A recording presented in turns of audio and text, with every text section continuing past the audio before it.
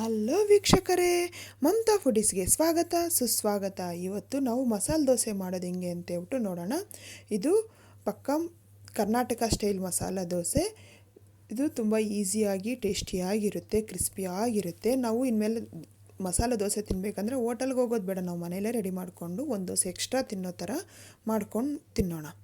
ಬನ್ನಿ ಹೆಂಗೆ ಮಾಡೋದು ಅಂತ ಹೇಳ್ಬಿಟ್ಟು ನೋಡೋಣ. ಇದು ಬೇಕಾಗಿರೋ ಇಂಗ್ರೀಡಿಯೆಂಟ್ಸು: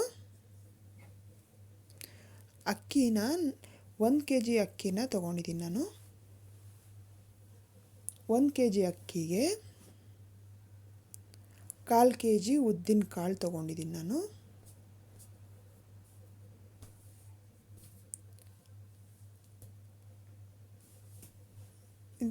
ಈಗ 100 ಗ್ರಾಮು ಅವಲಕ್ಕಿ ತೊಗೊಂಡಿದ್ದೀನಿ. ಈಗ ಅಕ್ಕಿ ಜೊತೆಗೆ 1 ಟೇಬಲ್ ಸ್ಪೂನು ಮೆಂತ್ಯ ಕಾಳು ಹಾಕ್ಬಿಟ್ಟು ನೆನೆ ಹಾಕ್ತಾಯಿದ್ದೀನಿ. ಚೆನ್ನಾಗಿ ಒಂದು 2-3 ಸಲ ಚೆನ್ನಾಗಿ ತೊಳೆದು ಅದು ನೀರು ಹಾಕ್ಬಿಟ್ಟು ಒಂದು 4 to 5 ಅವರ್ವರೆಗೂ ನೆನೆ ಹಾಕಬೇಕದು. ಅಕ್ಕಿ, ಉದ್ದಿನ ಕಾಳು ಮತ್ತು ಅವಲಕ್ಕಿ 3 ನೆನೆ ಹಾಕಬೇಕು. ಈಗ ಆಗಿದೆಯಲ್ಲ, ನೀರಿಂದ ತೆಗೆದು ಅದನ್ನು ಗ್ರೈಂಡ್ ಮಾಡ್ಕೋಬೇಕು ನೀಟಾಗಿ. ತುಂಬ ನೀರು ಹಾಕ್ಕೊಳ್ಳೋದು ಬೇಡ, ಮೀಡಿಯಮ್ಮಾಗಿ ನೀರು ಹಾಕ್ಕೊಂಡು ಗ್ರೈಂಡ್ ಮಾಡ್ಕೋಬೇಕು.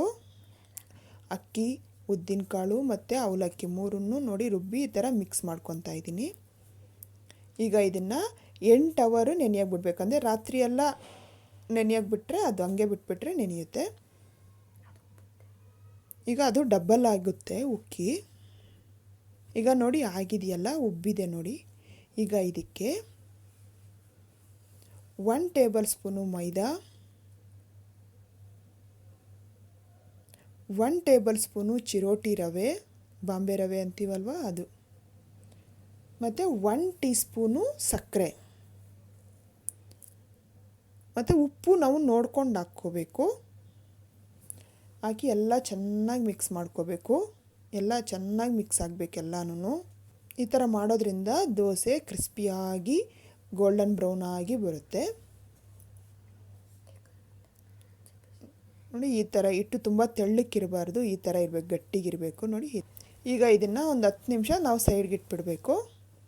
ಈಗ ಒಂದು ಪ್ಯಾನ್ ತಗೊಂಡು ಪ್ಯಾನ್ಗೆ ರೆಡ್ ಚಟ್ನಿ ರೆಡಿ ಮಾಡ್ಕೋಬೇಕಲ್ವ. ಅದಕ್ಕೆ ಬ್ಯಾಡಿಗೆ ಮೆಣಸಿನ್ಕಾಯಿ ಒಂದು 20 ಮತ್ತು ಗುಂಟೂರು ಮೆಣಸಿನ್ಕಾಯಿ ಒಂದು 20, ಅಂದರೆ 2 ಸೇರಿ ಒಂದು 50 ಗ್ರಾಮ್ ತಗೊಂಡು ಅದನ್ನು 1 ಟೇಬಲ್ ಸ್ಪೂನು ಎಣ್ಣೆ ಹಾಕಿ ಫ್ರೈ ಮಾಡ್ಕೋಬೇಕು ನೋಡಿ. ಈಗ ಫ್ರೈ ಆಗಿದೆಯಲ್ಲ, ಇದನ್ನು ನೀರಲ್ಲಿ ಒಂದು ಅರ್ಧ ಗಂಟೆ ನೆನೆಯಾಗಿ ಬಿಡಬೇಕು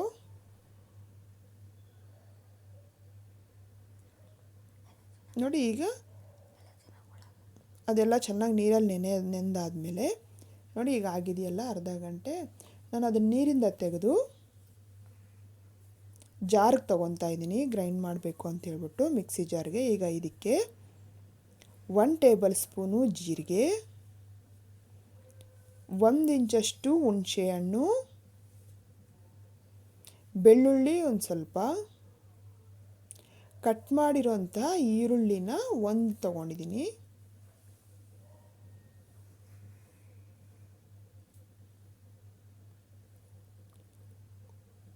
ಉಪ್ಪು ರುಚಿಗೆ ನೋಡ್ಕೊಂಡು ಹಾಕ್ತಾಯಿದ್ದೀನಿ ನಾನು, 1 ಟೀ ಸ್ಪೂನ್ ಅಷ್ಟು ಹಾಕಿದೆ ನಾನು.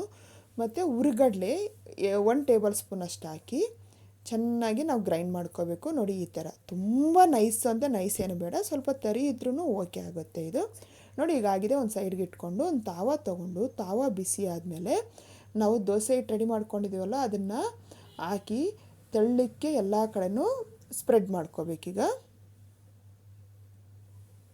ನೋಡಿ. ನಾವು ಎಷ್ಟು ಚೆನ್ನಾಗಿ ಸ್ಪ್ರೆಡ್ ಮಾಡಿಕೊಂಡ್ರೆ ದೋಸೆ ಅಷ್ಟು ಚೆನ್ನಾಗಿ ಬರುತ್ತೆ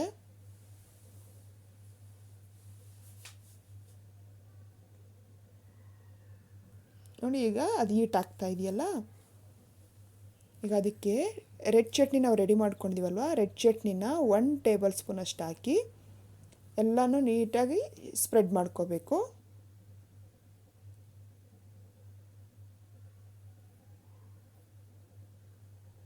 ನೋಡಿ. ಈ ಥರ ಸ್ಪ್ರೆಡ್ ಮಾಡ್ಕೊಂಡಾದಮೇಲೆ ಎಣ್ಣೆನ ಮಾಮೂಲಿ ದೋಸೆಗಿಂತ ಒಂದು ಸ್ವಲ್ಪ ಮಸಾಲೆ ದೋಸೆ ಜಾಸ್ತಿನೇ ಇಡಿಸುತ್ತೆ. ನಾನು 1 ಟೇಬಲ್ ಸ್ಪೂನ್ ಅಷ್ಟು ಎಣ್ಣೆನ ಹಾಕಿದ್ದೀನಿ. ಅದು ಗೋಲ್ಡನ್ ಬ್ರೌನ್ ಬರೋವರೆಗೂ ನಾವು ಫ್ರೈ ಮಾಡಿಸ್ಕೋಬೇಕು. ಅದು ಒಂದು ಸೈಡ್ ಮಾತ್ರ ನಾವು ದೋಸೆಯನ್ನು ಇದು ಮಾಡಬೇಕು. ನೋಡಿ ಈಗ ಗೋಲ್ಡನ್ ಬ್ರೌನ್ ಬಂದಿದೆಯಲ್ಲ, ನಮ್ಗೆ ಗೊತ್ತಾಗುತ್ತಲ್ಲ ನೋಡ್ತಿದ್ದಂಗೆ. ಆಲೂಗಡ್ಡೆ ಪಲ್ಯನ ಒಂದು ಸ್ವಲ್ಪ ಹಾಕ್ಬಿಟ್ಟು ಇವಾಗ ಆಗಿದೆಯಲ್ಲ ಅದನ್ನು ನೀಟಾಗಿ ನಾನು ರೋಲ್ ಮಾಡ್ತಾಯಿದ್ದೀನಿ. ನೋಡಿ ಈ ಥರ ಆದಷ್ಟಿಗೆ ಅದೇ ದೋಸೆ ಎದ್ದೊಳುತ್ತೆ ಗೋಲ್ಡನ್ ಬ್ರೌನ್ ಬಂದಮೇಲೆ, ಹೆಂಚು ಚೆನ್ನಾಗಿದ್ದರೆ. ಈಗ ಆಗಿದೆ ನೋಡಿ, ಇಷ್ಟೇ ಮಸಾಲೆ ದೋಸೆ ಮಾಡೋದು. ನಾನು ಸರ್ವಿಂಗ್ ಪ್ಲೇಟಿಗೆ ಸರ್ವ್ ಮಾಡ್ಕೊತಾ ಇದ್ದೀನಿ. ನೀವು ಮನೇಲಿ ಟ್ರೈ ಮಾಡಿ, ಚೆನ್ನಾಗಿ ಬರುತ್ತೆ. ಇಷ್ಟ ಆದರೆ ಲೈಕ್ ಮಾಡಿ, ಶೇರ್ ಮಾಡಿ, ನನ್ನ ಚಾನಲ್ಗೆ ಸಬ್ಸ್ಕ್ರೈಬ್ ಮಾಡೋದು ಮರಿಬೇಡಿ. ನೀವು ಕಾಮೆಂಟ್ ಬಾಕ್ಸಲ್ಲಿ ಕಾಮೆಂಟ್ಸ್ ಬರೆದು ತಿಳಿಸಿ ಹೆಂಗೆ ಬಂದಿದೆ ಅಂತ ಹೇಳ್ಬಿಟ್ಟು.